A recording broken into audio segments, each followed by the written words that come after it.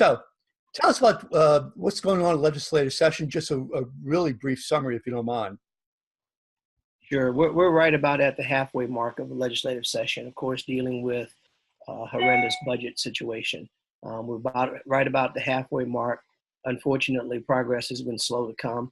We're waiting on an instrument to come from the House side. As you know, we have a bicameral system, so the House and Senate budget items start in the House and then they come to the Senate. So far, we have not gotten an instrument back from the House. The state is roughly $400 million upside down. Of course, we have very, very much needed funding issues like funding hospitals and funding schools, and now waivers for disabled communities and the like. So there's a lot of things going on, a lot of really fast moving balls, and we're hopeful that we in the Senate will get some measures that we're able to modify to help us get out of the red ink. As it stands right now, we're still in pretty difficult waters, and we're going to have to come up with meaningful solutions and stop kicking the can down the road and passing the buck. At some point, the time comes that we do the job that we were sent here to do, and that is to make the appropriate cuts, increase revenues where needed, and make sure that we provide the services for the people of Louisiana. Okay, thank you. Now, just the other day, the Louisiana Republican Party, I've received an email. Apparently, the House Appropriations Committee voted, I think, 17-5, I believe it was, in favor of their budget. And I'm just wondering what's going on with that. Well, they voted 17-5. You're absolutely correct. But in that vote, they completely took significant money from higher education, took significant money from our hospitals and public-private partnerships. They funded TOPS with it, which I think is something that's important. Obviously, TOPS is important to the people of Louisiana, but we can't completely rob Peter to pay Paul and close down hospitals and shut down higher ed. There has to be a happy medium, and a part of that happy medium has to be enhancement of revenues while at the same time making some appropriate cuts across the board. You may recall last session I had a bill that offered a constitutional convention, that we would go back into a constitutional convention ourselves, not by delegates, but members of the legislature would ourselves be the delegates to go in and rewrite much of the issues and problems that we have on those portions of the budget that are statutorily and constitutionally protected. As long as we have 3/4 of the budget protected by the Constitution, we continue to cut in the same areas. I think most people, if not all, will agree that that's not fair and that's an antiquated way of doing business. If we really are serious, and I am as a legislator, really serious about rolling up our sleeves and going in and fixing the problems, then we have to have a constitutional amendment and look at all of these protected areas and one by one evaluate which ones should still be protected, which ones perhaps shouldn't be. That way, when we have to do these difficult cuts, we're not completely shutting down hospitals and waivers for families in need and higher education, pitting one good issue against another. I think we have to be responsible. And as legislators, we were called here to do a job, and to kick the can down the road is just not doing it.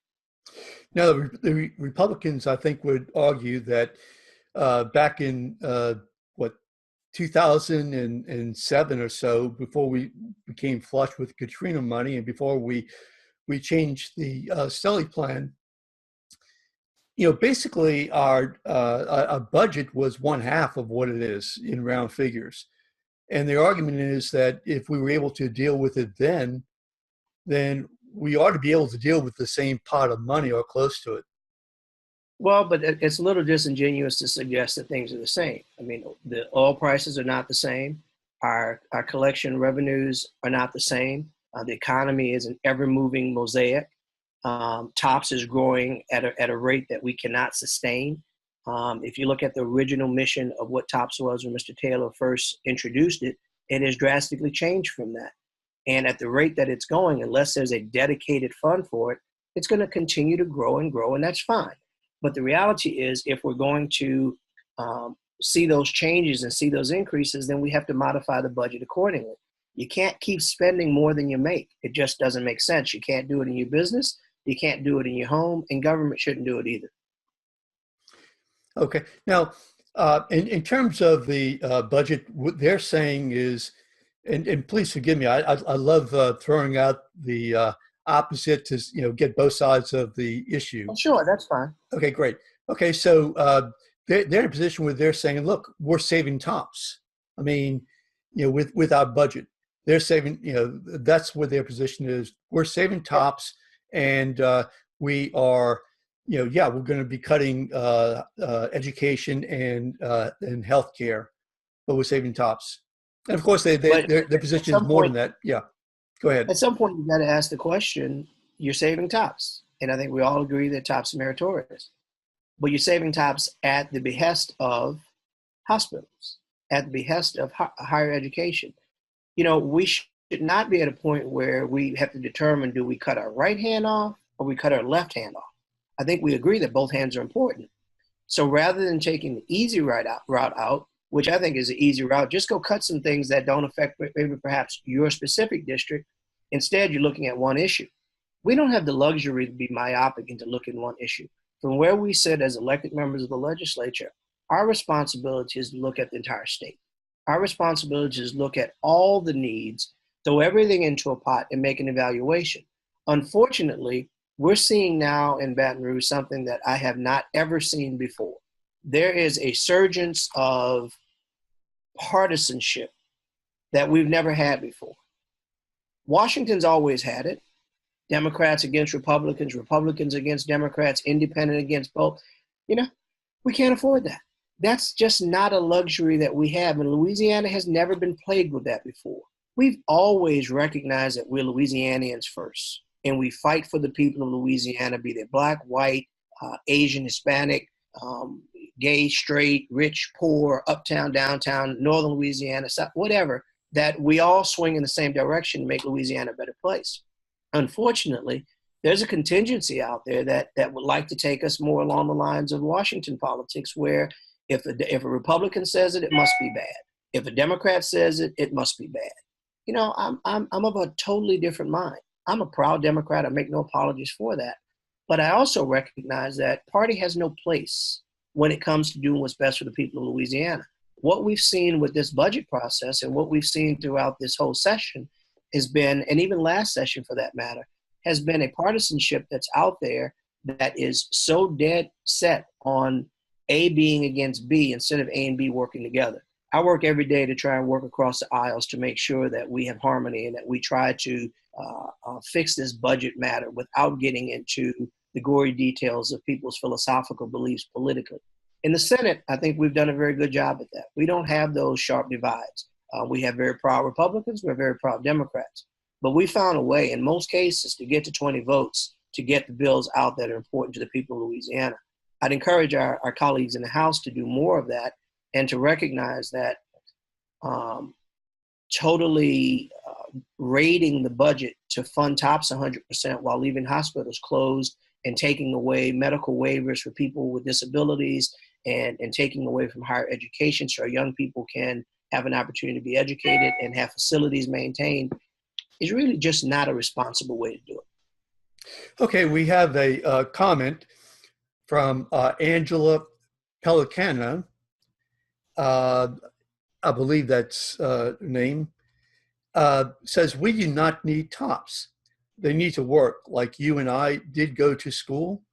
There are no good colleges anymore. They are learning from idiot left-wingers in colleges. People need to work before they ever go to college. And let me just finish this. Since I work for the state, I cannot write in. Okay. Sorry, I didn't see that. But anyway, go ahead. Well, and listen, and I appreciate a comment. I happen to encourage everyone to get as much education as they possibly can. That's a personal belief of mine. I was raised that way. I think whenever an opportunity exists that a person can avail themselves to education, they should. And she's right. Everybody won't go to college. Some people will work, and that's great.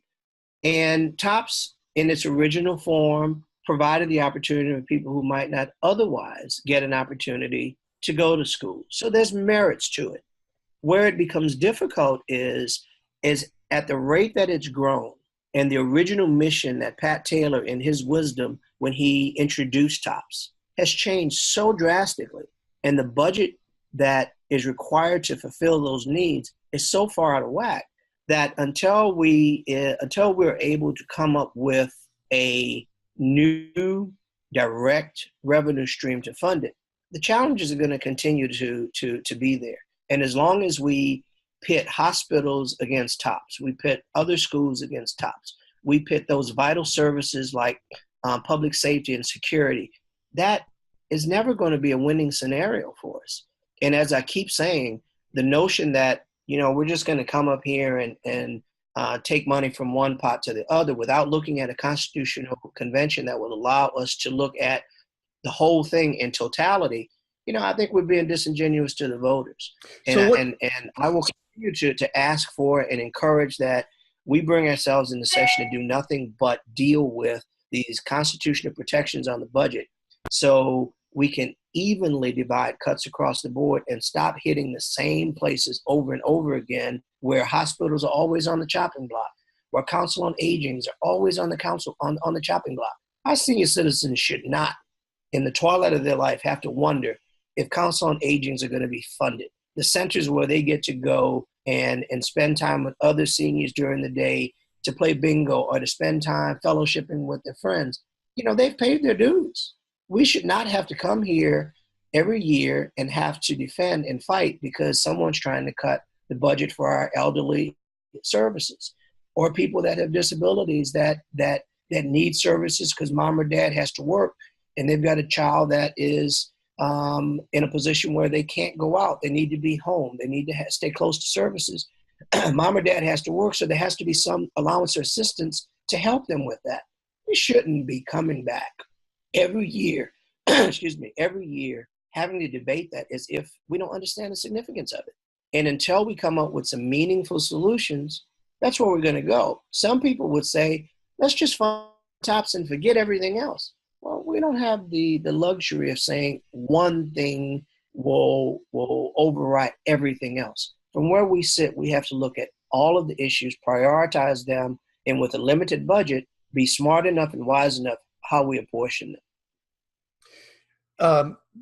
The business community, obviously, they certainly do not want any more taxes. They agreed to the 1 penny sales tax. That 1 penny sales tax actually is going to expire next year, next July, if I'm not June 30, if I'm not mistaken. So how are you going to deal with that? Well, the penny was a temporary measure, and we knew that there would be a fiscal cliff that we'd have to deal with. That just kind of got us through a period. It was a stopgap measure, and I agree with the business people. I am a business person. I don't want any more taxes either. I'd rather not ever have to tax. Unfortunately, our society depends on taxation in order to provide goods and services for the residents of the state of Louisiana and of our country. So what ends up happening is sales taxes, as you know, are the most regressive form of taxation. It hurts the poor at a level that is almost unimaginable. We can't afford to continue to raise sales taxes. One of the things that we can do is to go in, and one of the things that we are doing is going in and looking at the number of exemptions that are out there. You may have heard the term clean penny, and what that essentially means is a penny that doesn't have exemptions on it for the various, all of the various entities and groups out there that do in fact have those exemptions. And so what we've been going through in Revenue and Fiscal Affairs, the number of exemptions that are out, is evaluating one by one all of the credits, all of the exemptions, to determine which ones are meritorious, and some are. All exemptions, all exclusions are not made the same. Some of them have return on investments that make sense for us. Others are old and antiquated. They've been around for a long time, and we don't have the same level of return on investment. Those are ones that we have to carefully review and hope that as we peel those back, we're able to generate revenue without further taxation. And then, of course, there's some areas that we have to look at where it's been standstill for a very long time. A part of tax reform has to be a very careful review, line by line, step by step, of our entire tax code, of all of the revenue measures, of all of the taxing measures, to determine where modifications can happen. But that can't happen in a quick session when we're cluttered with a whole lot of other stuff. That has to be something that is lined up for a special constitutional convention where we do nothing but seriously roll up our sleeves and spend a few months in Baton Rouge doing nothing but reforming our tax code, reforming the way we raise money, reforming the way we tax. And until we do that, I'm afraid we're going to continue getting more of the same. And that is, patchwork, robbing Peter to pay Paul, putting bubblegum in a hole instead of fixing the hole permanently. We do a series of temporary measures. And you mentioned the sales taxes that we passed last year. Those have sunset provisions. It's going to go away. And we committed to the people that it would. And I'm going to stand firm that those were temporary taxes and they have to come off. I think government has long passed the time when the citizens are going to tolerate us saying one thing and doing something else. We have to stand by and be true to the public that we're going to do what we said and we're going to honor our word and we're going to do what we're elected to do. And that is fight to find solutions and not pass the buck. And that's about $800–900 million. That's a pretty big penny. So one last question. First, I do want to thank Vincent Sylvan, who helped me to distribute this information to his Facebook group. His Facebook page and also his timeline. Certainly thank you for streaming this also on your timeline. So my last question, what prevented your constitutional amendment? And what do we need to do? I think most people recognize, as I went before committee and talked to members of both House and Senate, I think most people recognize the need for it. Most people recognize that there is a significant need for us to go in and have a constitutional convention and revisit all of these measures of areas that have been considered protected. Again, no one suggests that many of those things shouldn't be protected. Many of them should not. But we won't know that until we carefully go in and dissect the budget, look at it line by line, and determine that some of these protections have been on since the 40s and 50s. I mean, nothing that was around the 40s and 50s is immune to a review to make sure that they still are meritorious of those protections. Maybe they should be limited. Maybe we can remodify. One thing we all know, if you envision a pie chart and 3/4 of that pie can't be touched, can't be cut, only 1/4 can, that's undue pressure on higher education, health and hospitals, social services that we just can't do anymore. We have an aging community. We have a community that needs to be educated. We've got our senior citizens that need resources. We've got a disabled community that needs resources. We have to be able to seriously look at how we fund our hospital systems, how we provide health care, and we can't keep just doing patchwork. So I think a part of why it didn't pass was not that people in theory thought it was a bad idea. I heard everything from, man, that's going to take us a year. We're going to never go home. We're going to be in session. And my comment to that is that's what we're elected to do. We're elected to solve the problems, not just do the easy stuff, but to tackle those things that are difficult, that's going to get our hands dirty. It's going to require a lot of time and energy on the parts of a lot of big brains. And I'm very impressed with the level of intellect we have in the House and Senate. I'm convinced if we buckle down and we go into a constitutional convention, we can get some things done. The other issues were concerns about the money it would cost. How much does it cost for us to be in session? Well, how much does it cost for us not to be in session? How long can we afford not to do this? How much does it cost for us to continue to stick our head in the sand? There's a saying that says, if you think education is expensive, try ignorance. Okay. So if you think fixing the problem is expensive, try letting it continue to go broken. I contend that we're smart enough, we've got the energy and we've got the willpower that we can fix this. We just can't afford to keep kicking the can down the road. Okay. Listen, thank you so much. I do know that you've got to tend to some bills, some legislation, and so I don't want to take any more of your time. I'm glad that we were able to get this together. And now that we have the technology set up on, and it does work for you and me and for everybody else, hopefully, let's do it again. I would love to. And thank you very much for all that you do with Bayou Buzz and the work that you do in the community, because it really does help make the world a little bit smaller, make the state a little bit smaller. It gives people at home an opportunity to see what we're doing. And I appreciate you throwing out those provocative questions of, giving each side an opportunity to be heard. I'd like to believe that in Louisiana, there's only one side, and we have the right and the privilege to be as proud of our parties as we want to be. But at some point, we have to put Louisiana first. And that's the message I've always preached throughout my career. I'll continue to do so. And I thank you for being a good partner in media and giving us the opportunity to let people see and hear what's going on. Okay, thank you so much.